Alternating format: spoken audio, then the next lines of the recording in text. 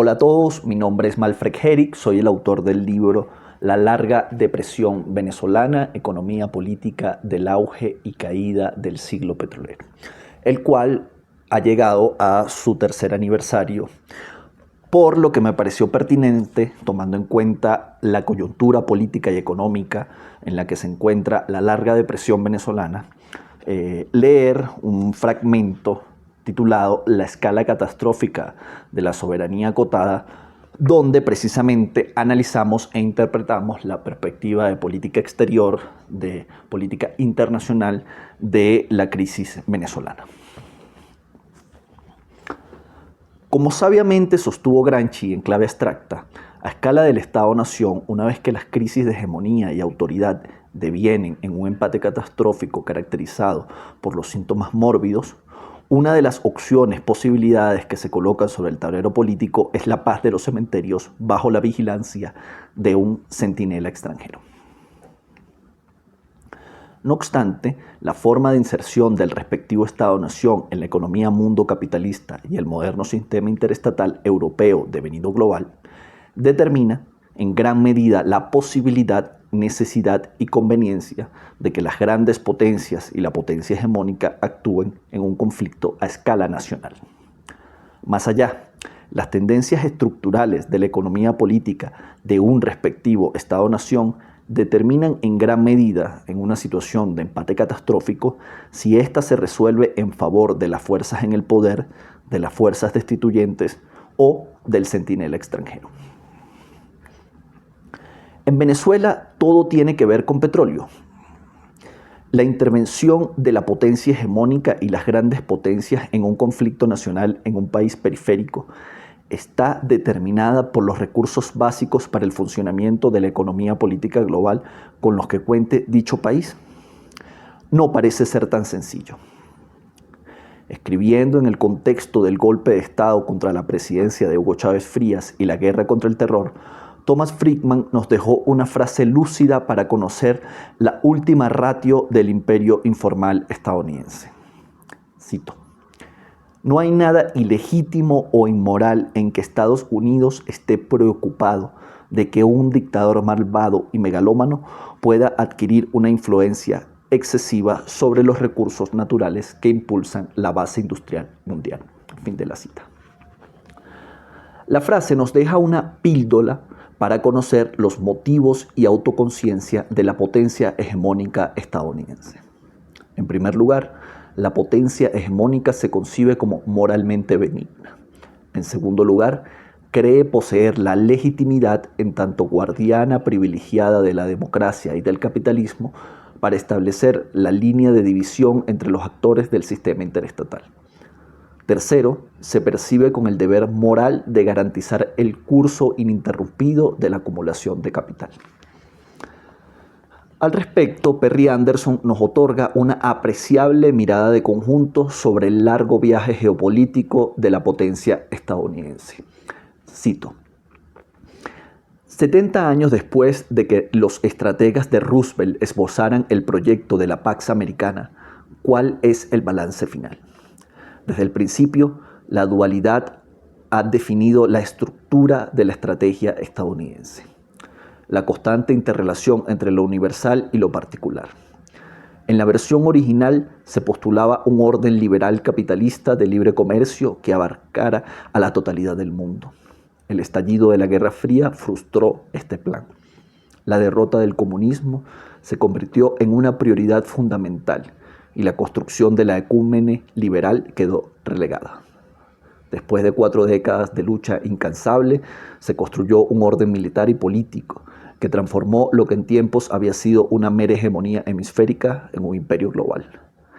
La Guerra Fría había terminado, pero la policía nunca descansa. Tuvieron lugar más expediciones que antes. Se crearon más armas avanzadas que nunca. Más bases se añadieron a la cadena. Se desarrollaron más doctrinas de amplio alcance sobre la intervención. No había vuelta atrás. La reconstrucción de Alemania y Japón no redundó en un beneficio inequívoco para Estados Unidos después de todo, y el sistema de Bretton Woods zozobró bajo la presión de la competencia de estos países. Con el ascenso de China, La lógica de la gran estrategia norteamericana a largo plazo amenazaba con volverse sobre sí misma. Su premisa había sido siempre la armonía entre lo universal y lo particular. La supremacía nacional de Estados Unidos garantizaba los intereses generales del capital. Para soldar ambos elementos se había construido un imperio global. Fin de la cita. Mucho antes de que los arquitectos de Roosevelt diseñaran un New Deal internacional, en el siglo XIX los arquitectos de la doctrina Monroe y el Destino Manifiesto se aprovecharon de la política de equilibrio de poder de Gran Bretaña en Europa, la cual excluía de los asuntos americanos a las otras grandes potencias europeas para establecer como providencia la legitimidad de extensión por toda la América hasta el Cabo de Hornos. La conquista del oeste, la guerra mexicano-estadounidense y la guerra contra España allanaron el camino para que el colorario Roosevelt, 1904, sentara la matriz doctrinal básica de la Realpolitik del Imperio Informal. Toda América como zona de influencia. El control sobre el Canal de Panamá conllevó al dominio sobre los océanos Pacífico y Atlántico, otorgando a la gran estrategia estadounidense una matriz marítima. Cuando el Sumaque I empezó a brotar el mene que inundaría espiritual y materialmente al siglo XX venezolano, Woodrow Wilson le daba un rango distintivo a la doctrina Monroe, acompañando a las intervenciones en México, Haití, República Dominicana, Cuba y Nicaragua que antecedieron a la Primera Guerra Mundial con una retórica sobre la libertad y la democracia que se convirtió en la caparazón ideológico de los intereses del capital estadounidense.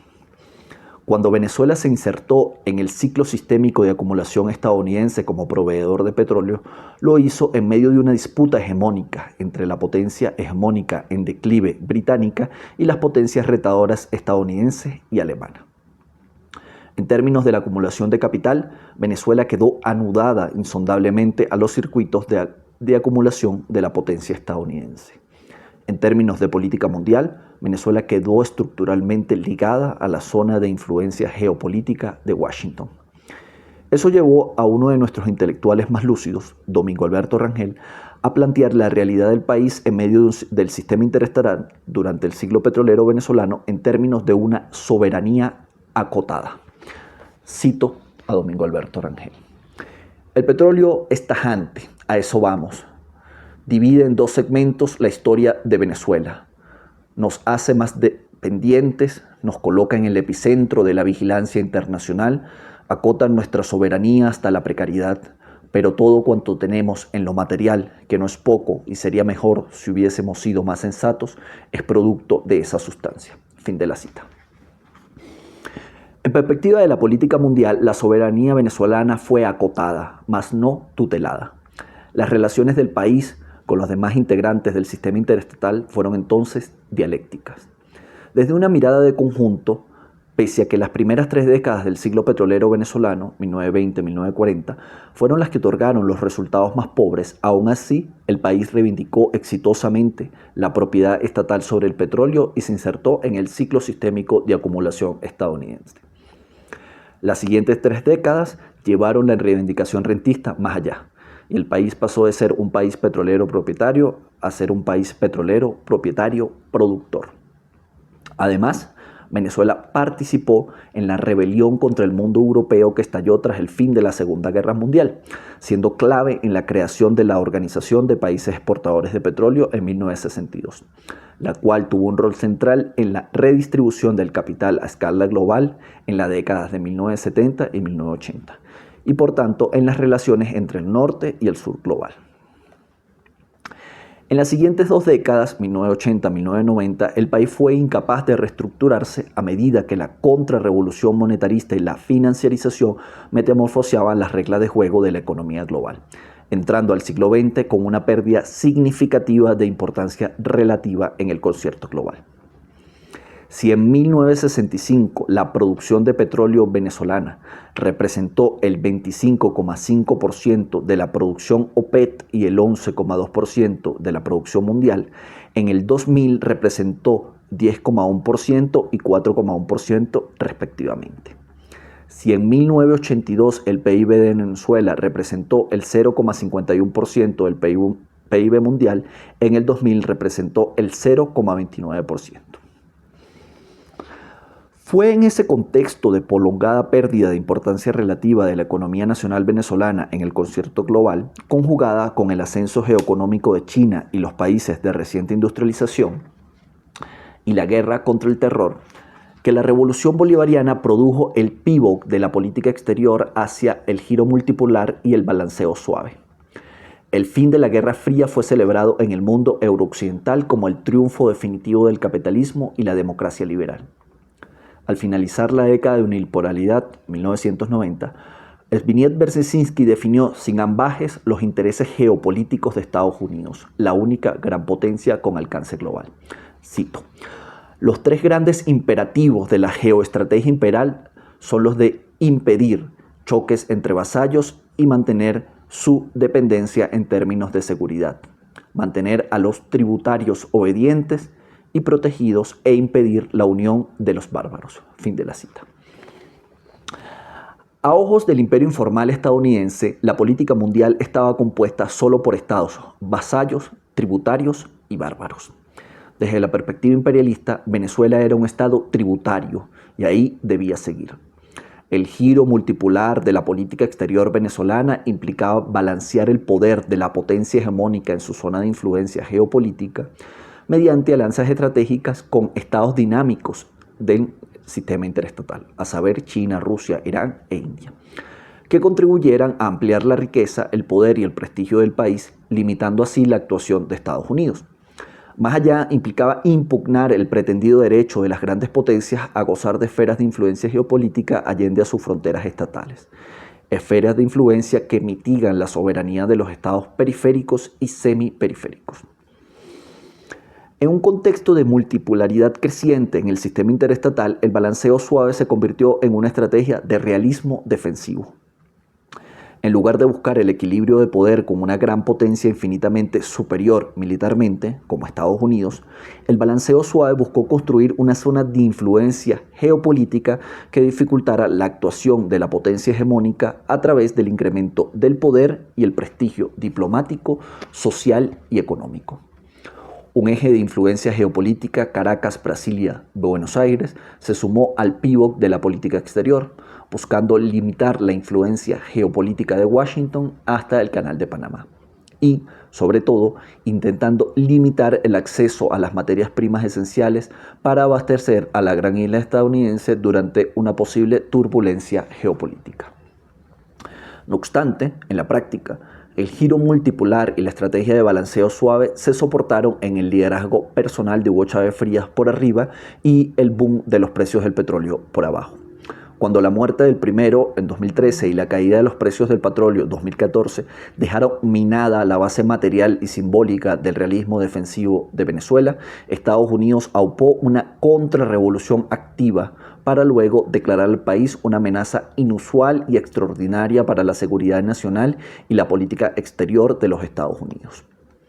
A los ojos del imperio informal, Venezuela había pasado a ser un estado bárbaro y, como señaló Thomas Friedman, mutatis mutandis, para Estados Unidos no hay nada inmoral en procurar un cambio de régimen ante lo que a sus ojos es un dictador que se sienta sobre las principales reservas de petróleo del mundo.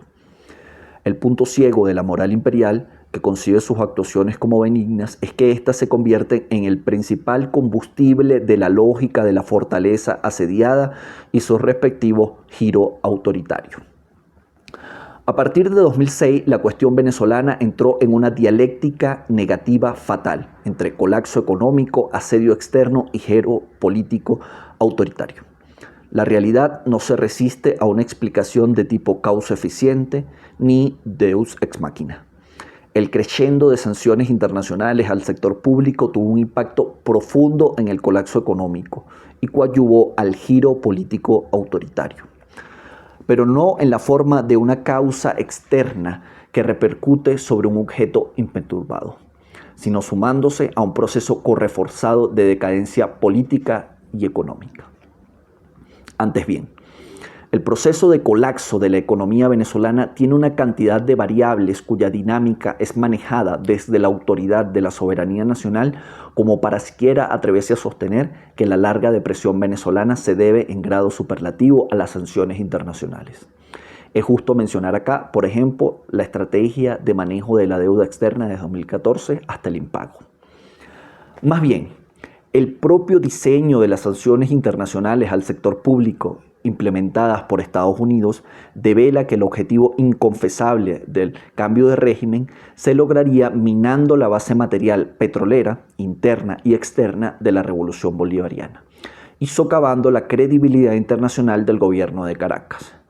Estrangulamiento económico, americanización. La ofensiva comenzó con una estrategia de desgaste. Como en otras actuaciones de Washington en la política mundial, la ofensiva sobre Venezuela exigió una relación crisis-oportunidad. En un primer momento, la larga depresión que comenzó en 2013 se convirtió en la crisis y las protestas antigubernamentales de 2014 en la oportunidad. El paso de la larga depresión venezolana de la crisis al colapso abrió la puerta al paraguas legitimador de la intervención humanitaria, que Washington utilizó desde la Primera Guerra de Irak, pasando por las guerras yugoslavas hasta el desembarco de Haití en 2010. La crisis de legitimidad que se abrió con las elecciones parlamentarias de diciembre de 2015 y el impasse constitucional de 2016, que dejó sin efectividad práctica a la Asamblea Nacional recién elegida, escaló con las protestas antigubernamentales de 2017 y la elección de una asamblea constituyente. Esto es un colapso político institucional. Este conjunto de acontecimientos construyó un segundo momento de crisis, oportunidad y radicalización ofensiva de la estrategia de desgaste. En el periodo 2015-2018, el régimen de sanciones fue selectivo. Desde la perspectiva política, se enfocó en sanciones personales a la élite política gobernante. Desde la perspectiva económica, se creó una asfixia que impedía nuevo financiamiento financiero y por tanto condujo al país al default de deuda externa, al tiempo que se fue deteniendo progresivamente la interacción del sector público de la economía nacional con el mercado mundial mediante limitaciones a nueva financiación, el comercio y los pagos. Las elecciones presidenciales de mayo de 2018 llevaron la cuestión venezolana a un tercer momento. El G7 desconoció las elecciones, China, Irán, Rusia y Turquía las reconocieron. En la América continental, solo Bolivia, El Salvador y Nicaragua reconocieron los comicios. Estados Unidos pasó de la estrategia de desgaste a la estrategia de derrumbamiento. En el plano interno, la contrarrevolución activa devino en una estrategia de poder dual con la autoproclamación del diputado Juan Guaidó como presidente interino sin poder fáctico a nivel interno. El régimen de sanciones dejó de ser selectivo y pasó a ser integral. Como ha sostenido Adam Toucet, un régimen de sanciones integral, cito, implica una acción simultánea y de refuerzo mutuo en los tres frentes. Implica acciones como contra los bancos privados y el Banco Central Nacional, la decisión de las instituciones financieras, tanto de las relaciones de corresponsabilidad bancaria como del sistema de comunicaciones SWIFT, y esfuerzos específicos para detener el comercio de bienes estratégicos, si es necesario mediante la imposición de sanciones secundarias a quienes intentan participar en comercio con el país sancionado. Fin de la cita. Esto quiere decir, sin ambajes, que sobre Venezuela fue aplicada un arma de destrucción masiva financiera. La orden ejecutiva 1384-4 estableció el bloqueo total al sector público y el embargo petrolero. Así dice la orden. Todos los bienes e intereses en bienes del gobierno de Venezuela que se encuentran en los Estados Unidos, que en lo sucesivo entren en los Estados Unidos o que estén en el futuro en posesión o control de cualquier persona de los Estados Unidos, están bloqueados y no pueden ser transferidos, pagados, exportados, retirados o comercializados de otro modo. Nunca antes fueron aplicadas sanciones de esta envergadura sobre un país del hemisferio occidental, con la reciente excepción de Rusia. El cordón sanitario sobre Venezuela se volvió total. El sector privado quedó exento, pero fue el primer afectado por las sanciones secundarias, dado el tremendo peso del sector público en la economía venezolana. ¿Cuáles han sido los efectos económicos del régimen de sanciones integral?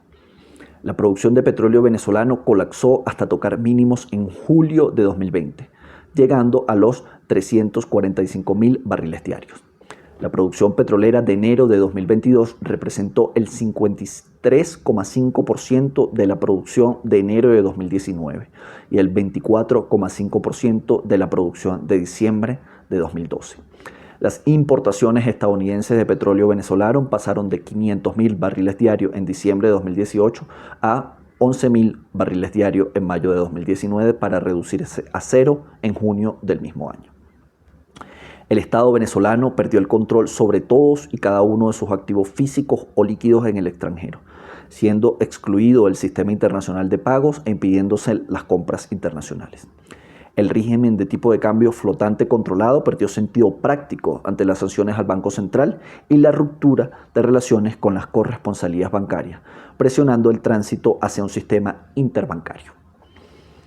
Las sanciones internacionales al sector público han resultado a la fecha, abril de 2022, un fracaso total a la hora de propiciar un cambio de régimen político por arriba, coadyuvando más bien a que las fuerzas en el poder resistan y desde la lógica de la fortaleza asediada eliminen la amenaza de la élite adversaria y repriman a las masas de reserva.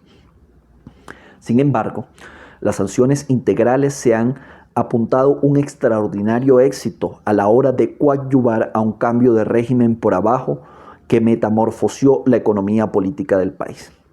El Estado abandonó la pretensión de regular las alturas del poder económico, el sector público se retiró en desbandada del comercio exterior, dejando las importaciones en manos de un sector privado muy poco motivado a cortar el cordón umbilical con el Estado. En suma, las sanciones integrales al sector público dejaron la escena servida y la legitimación preparada para que la contrarrevolución pasiva abrace la estabilización macroeconómica ortodoxo-monetarista, el neoliberalismo con características patrimonialistas y el capitalismo de compinches. Eso en medio de un optimismo panglosiano en la élite gobernante, para la cual todo en la economía política del país puede ser de otro modo, menos la élite gobernante misma. Ahora bien, evidentemente el colapso de la economía venezolana fue previo al régimen de sanciones integral, pero obstaculizó una recuperación económica más temprana. Veamos los argumentos de los promotores de la estabilización inflacionaria a través del tipo de cambio. Cito: las sanciones hicieron prácticamente imposible tal programa de estabilización. Inmediatamente impidieron una reestructuración de la deuda que sería necesaria para resolver la crisis de la balanza de pagos de Venezuela. Las sanciones también impidieron que el gobierno continuara con un programa de estabilización inflacionaria a través del tipo de cambio, porque una vinculación con el dólar requería acceso al sistema financiero basado en dólares, que las sanciones han reducido tanto como le es posible. La idea de restaurar la confianza en la moneda nacional mientras se estabiliza el tipo de cambio parece imposible cuando una potencia extranjera está cortando la mayor parte de los ingresos en dólares del país, congelando y confiscando activos internacionales. Por lo tanto, uno de los impactos más importantes de las sanciones en términos de sus efectos en la vida humana y la salud es encerrar a Venezuela en una espiral económica descendente. Hasta aquí la cita. Para los autores, lo que impidió a la economía venezolana estabilizarse fue la hiperinflación, no la destrucción real de la producción, no la desvalorización del capital variable y constante, no la destrucción de la esfera de la vida en la que se cimenta la economía de mercado, no la crisis del Estado en su conjunto. Por tanto, al estabilizar los precios a través de su vinculación al tipo de cambio, quedaría rota la espiral económica descendente. Según esta abstracción monetaria, un régimen cambiario de plena convertibilidad ayudado por intervenciones cambiarias y acompañado de una macroestabilización fiscal, léase un drástico ajuste al gasto público, y monetaria, puede estabilizar la economía, léase los precios, no los ingresos. El régimen de sanciones, al obstaculizar el financiamiento externo, quebró esta posibilidad. Ciertamente, la imposibilidad de acceder a nuevo financiamiento internacional determinó en gran medida el derrotero de la larga depresión venezolana.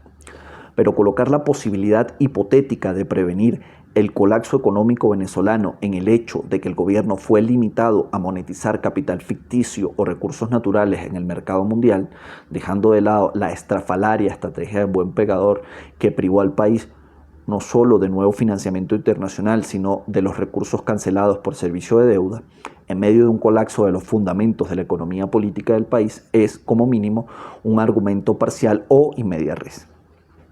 Es llevar a máxima de política económica la lógica común según la cual el deudor quiebra porque no se le permite la venta de saldos, es decir, rematar todo. Primero el saqueo, luego veremos. La creencia de que la vinculación total o parcial al dólar es un antídoto per se contra la hiperinflación, la depreciación del producto, la anarquía del sistema de precios o el ajuste fiscal solo es concebible desde la hipóstasis monetarista. Vistas así las cosas, es fácil sucumbir a la narrativa de las sanciones como Deus ex machina que impide la estabilización. Pero lo que se deja de lado es nada más y nada menos que el peso del colapso de la acumulación de capital, la descarga competitiva de la crisis en el precio del trabajo o la represión financiera que borró al crédito de la vida económica del país, por mencionar solo algunos hitos. Solo una teoría económica que expulsa al capitalismo de su núcleo argumentativo puede satisfacerse con semejante explicación. Y en esto la tradición neoclásica tiene una larga experiencia. Si los cambios de régimen instigados por las potencias imperiales en nombre de la libertad y la democracia fomentan una enormidad de crímenes en nombre de la soberanía, los estrangulamientos económicos en nombre del libre mercado que suelen convencer a las élites políticas de las bondades del capitalismo van en detrimento de la soberanía y su legítimo propietario, el pueblo.